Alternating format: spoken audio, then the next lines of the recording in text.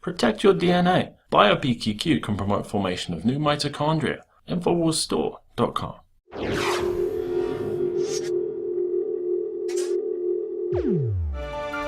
Welcome back. Now, it's been 3.5 years since Fukushima, and of course, we're told there's nothing to worry about. Move along, there's nothing to see here. It's not going to affect anybody's health. Well, joining us today is Steve Simmons. He was a retired lieutenant. He served with the U.S. Navy for 17 years, and he and a lot of other soldiers who were in the area as that happened are living proof that there is something to be concerned about at Fukushima. Thank you so much for joining us today, Steve. Thank you. Let's talk first about what your mission was there. Now, you were on the USS Reagan, but there were a lot of other ships that were there. I think it's about 25 in total. Was that correct? You know, I honestly don't know the accurate numbers of what ships were there in the area. Now, what were you guys supposed to do as this nuclear reactor is having problems and suffering coolant issues and everything? What were you supposed to do there? The Reagan's, actually everybody's responsibility as far as the Navy was concerned was solely humanitarian. The Reagan, we were already on a scheduled deployment, so we were further south getting ready to participate in an exercise when we got the word of the earthquake and tsunami on the 11th of March that damaged the Fukushima plant. And on the 12th of March, we arrived on station off the coast of Japan to start providing humanitarian assistance to all the displaced citizens of Japan. Okay. So you were there primarily not to do something about the nuclear reactor. No, not at all. You were there to help people as a result of the storm and the earthquake, actually, that had happened that created this. Yeah, okay. All right. So you're there deployed to help people in Japan, and yet nobody is advising the military about the problems that are going on at Fukushima. Is that correct? I'm sure the information was getting out. I just don't think that it was accurate information. The location that we were operating in, at one point we had actually sat in a nuclear plume for over 5 hours. And we had to secure the ventilation. We had to secure the water because contaminants had got sucked up into the water system. And what does that mean when you get the water, when it gets sucked up into the water system? How does that affect the sailors that are on the ships? Everything that happens on the carrier that involves water is straight seawater. I should rephrase. Not everything is straight seawater, but everything is seawater in the aspect of that's where it starts. Some of it gets filtered. The stuff that's going off to the water fountains, the soda machines, that kind of stuff is all filtered. And then you have the other things such as your plumbing, your toilets and stuff like that. That is straight seawater. The water that's used to wash aircraft, wash the flight deck, that's seawater. So if the contaminants are in the water, then you're going to be susceptible to ingestion of that. Okay, all right. So you've got water that's being used that's drawn up out of the sea that's contaminated. You're also getting contamination from the air. And how long did this go on? How long were you there? Now, the Reagan was on station for just about 30 days. Wow, okay. All right, so when did you come back and when did you start to notice symptoms? The Reagan finished up deployment in September of 2011. About 6 months? We were on a 7-month deployment. We left in February.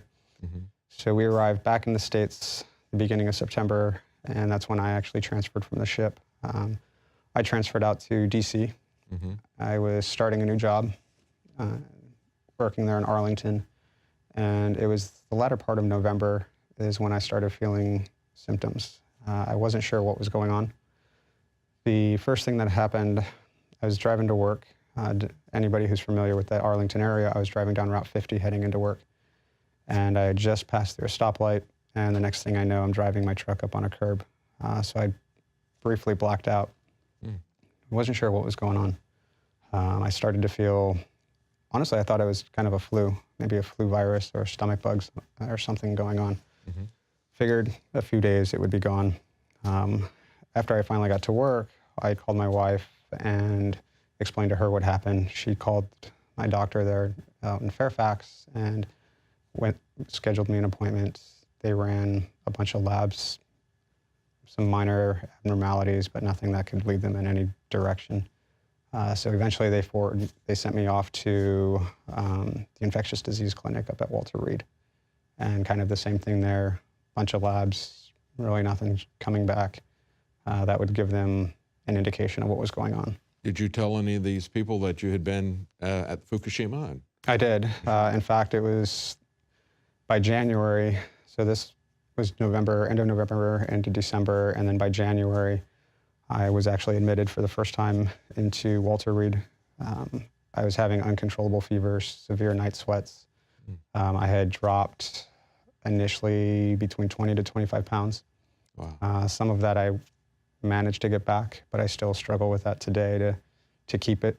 And so during my first hospitalization, I told the intern about the deployment and about being on station and sitting in a nuclear plume for over 5 hours, and that maybe there was a connection. Up until that point, I had been healthy. I've had some orthopedic issues, but who wouldn't after a lifetime of sports? So I'd been healthy the summer before. I was in Hawaii. So summer of 2010, I was doing trail runs in Hawaii, hiking Diamond Head, the following day hiking Stairway to Heaven, which is a strenuous hike in itself. Yeah. And even during the deployment, I was doing P90X and Insanity workouts, and sometimes I would do a hybrid between the two workouts. So I wasn't one to shy away from strenuous activity or anything like that. And then, of course, I tried to get on a golf course as much as possible.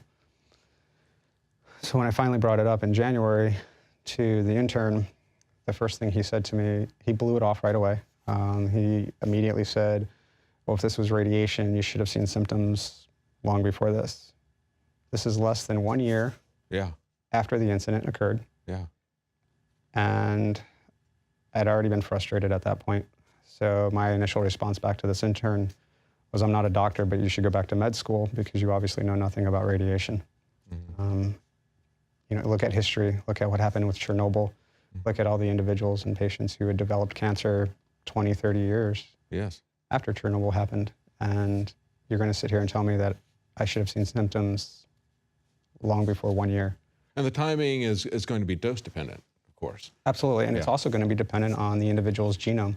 Everybody's going to react differently to the radiation exposure. Some people may never see a symptom, and God bless them if they don't. Some people may see symptoms 20 years from now or 30 years from now. Unfortunately, we've already had a sailor from the Reagan who was assigned to one of the squadrons in the air wing who passed away this past April. And he was in his 30s, and he developed a rare form of cancer that is very seldom seen in anybody below the age of 60. And he left behind his young daughter.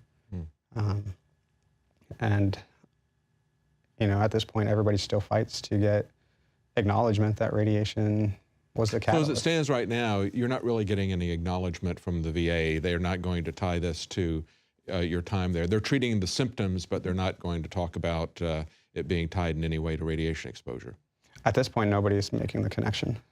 Whether they don't want to, whether they're afraid, whether they're reserved to make that connection because of potential backlash from the beginning. The statement has been the same since the beginning.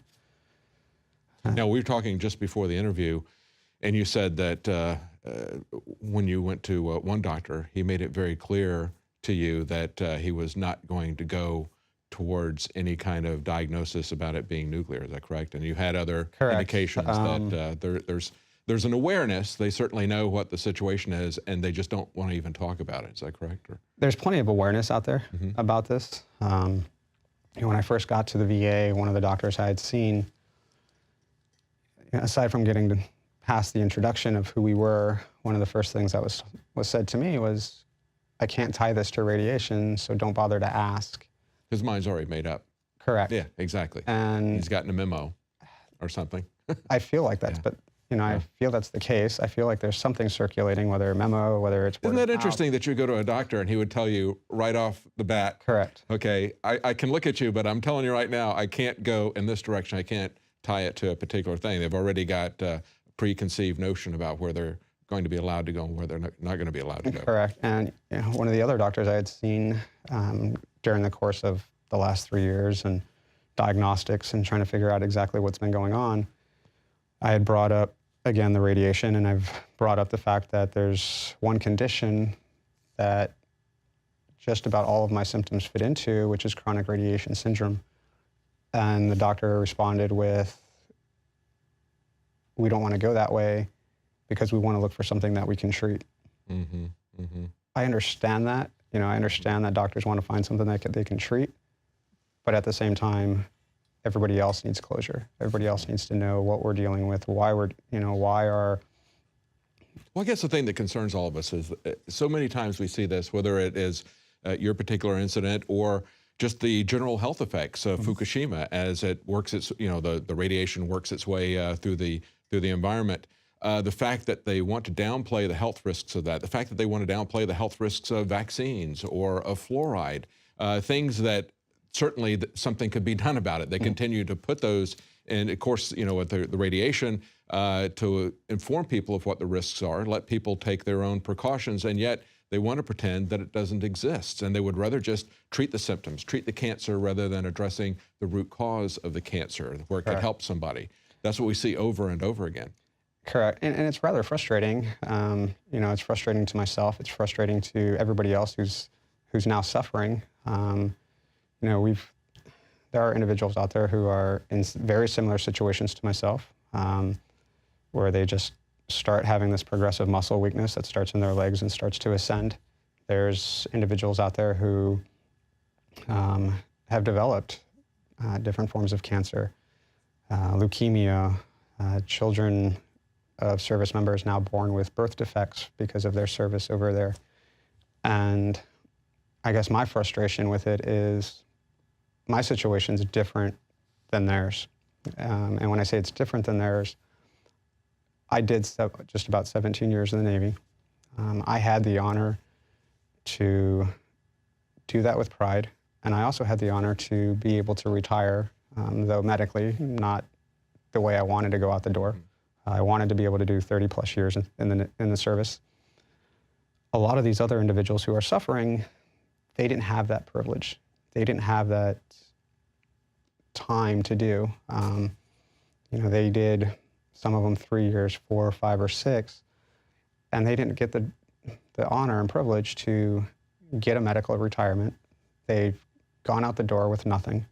No medical retirement, no benefits, so no health insurance. Some of them trying to fight the system to get recognition that there's something wrong. And all too often, each and every one of us have run into doctors at some point who try to play it off as there's nothing physically wrong with any of us, and that it's all psychological. I went through it. A friend of mine is going through it now. A friend of mine has even been escorted out of a clinic by security because they told him he was faking. Wow. And that is not how you treat a patient. That is not, and he is Was that a VA clinic? No, that is actually a military facility. In fact, he had one doctor who told him, because his situation is very similar to mine, and he got to the point where he was trying to ambulate using forearm crutches, but it was just taking its toll on him. And so he had a doctor who recommended that it's time for him to move to a wheelchair, and preferably a power chair to save his joints, save his shoulders.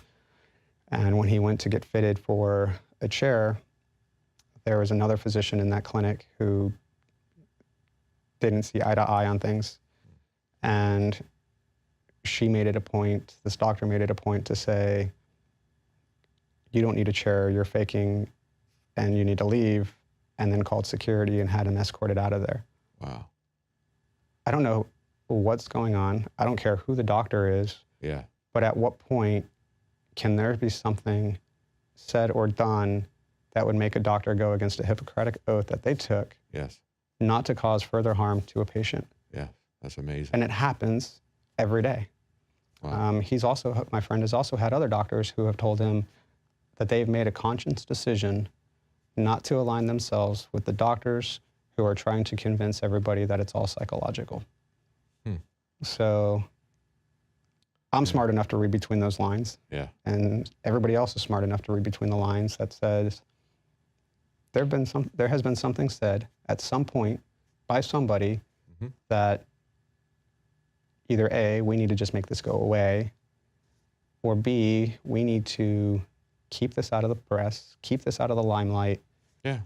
Well, we see that all the time. And we just have these revelations that just came out this week of Gruber, who worked on Obamacare, talking about how they portrayed it as this, and portrayed it as that. They didn't want to have any transparency because they wanted to fool the American people. It's gotten to the point where every time we interact as a media organization, or we see people like you interacting with the government, no matter where it is, there's always this idea that they're not going to be honest and forthright, candid with the American people. They've got their private agenda. They've worked it out in a private meeting, and they're going to lie to the public or do whatever they need to forward what they think needs to be done or what they think is in their best interest. I don't really understand why they would not treat sailors who have been affected like this. You know, and the frustrating piece about it is, you know, at no point has anybody ever come out, myself included, or anybody else that I know that's suffering, you know, we've never come out and said, this is the fault of the U.S. Navy or this is the fault of the U.S. government. We've never done that. You know, everybody that was there, we were all there for a humanitarian mission. We all knew that. And whether we knew the full severity of what was going on with the reactors melting down, because I would honestly have to think that if the right information was known at the critical moment where decisions have to be made of where to place the ships who are providing supplies to the shore, if we had accurate information, I think decisions would have been made differently. So that's why you're suing TEPCO. That's why the group is suing. And about how many sailors and Marines are there involved in this lawsuit? Do you have any idea? The last number I heard was 230, 240, roughly at this point, who have already come forward, who are suffering from illness, whether it's the service member directly or a family member doing it for them, or in the one case of the individual who's since passed, the administrator of his estate is part of the suit. So now this is about $1 billion lawsuit, is that correct, at the current time? And is this working its way through the American courts? Does that have to go to the Japanese courts? It is U.S. court. Just recently there was a ruling down in San Diego where it is going to allow the hearing to the court case to continue to proceed forward. Tokyo Electric had made a motion, their attorneys had made a motion to either dismiss the case completely, dismiss with prejudice, meaning we could never bring it up again, or to move it to Japan. And the attorneys who are handling the case, as of right now, they've been doing this. They're the ones that have been biting the bullet. They're the ones who've been doing this out of their pockets at this point. And, you know, they made a good argument. They made it a strong argument to get the judge to understand that if she dismisses the case with prejudice as TEPCO wanted and their attorneys wanted, our voice is gone. Because at that point, we would have to go through appellate courts and everything else to try to continue to move this forward.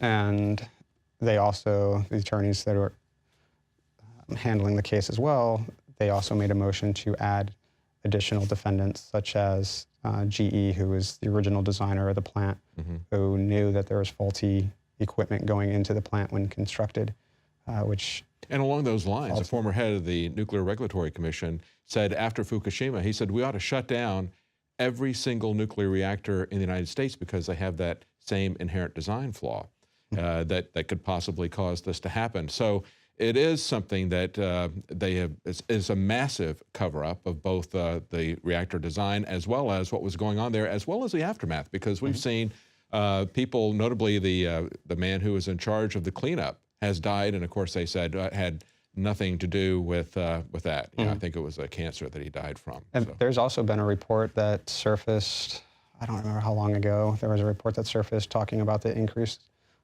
of thyroid cancers within young children in and around the Fukushima area.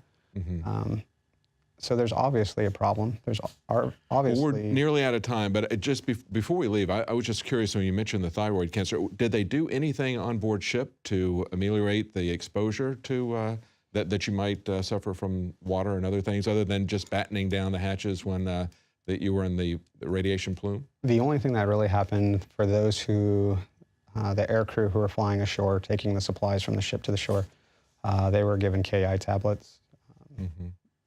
But as far as... Potassium iodide. Yeah. Correct. But as far as the rest of the crew getting issued that, they didn't give it out to the rest of the crew. Nothing at all. Wow. Well, I'm so sorry that this has happened to you. And I mean, this is just at the beginning stages of the lawsuit, I'm imagining. It can go on for quite some time. And it has been going on for quite some time. In fact, it was the end of 2012 when I first heard that there was anybody else sick. Up until that point, the first year before that, from the end of 11 till December of 12, I honestly thought I was the only one. And I was trying to figure out exactly what caused it.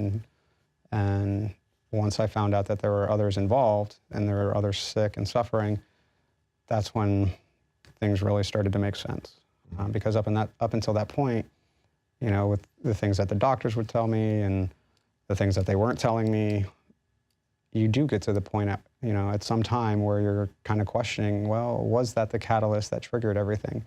You know, what else could it have been?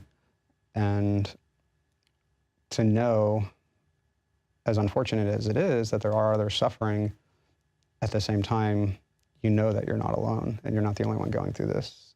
And at the same time, you know, the service members who are suffering, they're not the only ones going through this. Their family members have to endure all the pains of this as well. And well, it's very important that you speak up and speak out. So not just for the other people who were there with you with the Navy, but so that everybody really understands how truly dangerous this whole system of nuclear power is that we have. I think it is just, it's incredibly dangerous. It's a heap of things that we have to look after the nuclear waste for thousands of years. How do we do that safely? And of course, there's going to be health consequences if there's any kind of a mistake. I mean, to me, it is just, you've really made a bargain with the devil to go with nuclear power. And it's something that it just, you know, I think it's important for people to see what you're suffering with, to understand that somebody that's exposed to radiation, as you pointed out, isn't going to necessarily fall over and die within a couple of days unless they got massive exposure. There's an entire spectrum from a massive increase in cancers to what you're going through now, from nearly instant death. So there's that entire spectrum based on the exposure to it, but we can't ignore that exposure. Correct. And I don't want people to think that I'm going to sit here and say that I'm anti-nuclear, because I'm really not. You know, I think if it's regulated properly, and look how the Navy does it. They've had a huge success rate. They do it every day, on board ship, on board subs. It happens all the time. And it's very well controlled, very well contained.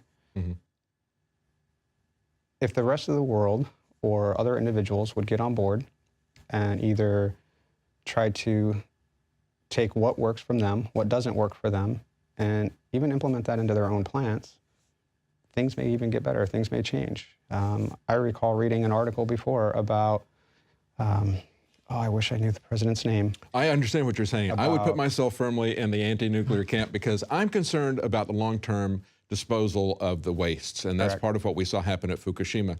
And then the idea that we have to have a perfect track record for thousands of years in order for this to work as well as it needs to without exposing people, that's the thing that really concerns me. But I'm so sorry for what you're going through and the others who are there.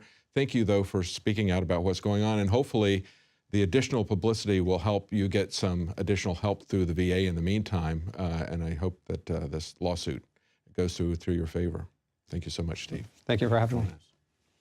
Now, you can see Steve talk more about his situation and those of the other sailors who were there at Fukushima coming up tomorrow at Fukushima Solutions. You can find information about that on the web at fukushimasolutions.com. If you're here in Austin, you can come live. We're going to have Dr. Group emceeing that along with John B. Wells. We'll have Dr. Rowan, John Rappaport, Ben Fuchs, a host of health experts from around the world. I'll even be there talking about nuclear power. So that's going to be in Austin, and you can see it on the web for the next 2 days. Stay with us. We're going to be right back with that interview with Ted Anderson, getting his comments on Alan Greenspan's love of gold that he told the CFR about privately. They cut it out initially, but then it came back. We're going to have his comments. Stay with us. Another major health threat, this one in Toledo, Ohio, where everybody in the entire city has been told not to drink the water. Ohio's governor declaring a state of emergency. Did you know that the average person uses about 80 to 100 gallons of water at home every single day? If there's a water emergency, will you be prepared? Panicked residents forming long lines throughout the day. We're here at a supermarket in Toledo. You can see the shelves empty where water once was. To stay safe and healthy during a crisis, you must have access to safe, clean water. Water which will not be available at your local grocery store. There's a mad dash on right now to stock up on supplies. The ProPure Pro 1 G2.0 water filtration system is a must-have for every modern, independently minded household. Protect your family's safety during an emergency. Go to InfoWarsStore.com today to purchase your ProPure Pro 1 G2.0 water filtration system or call 1-888-253-3139.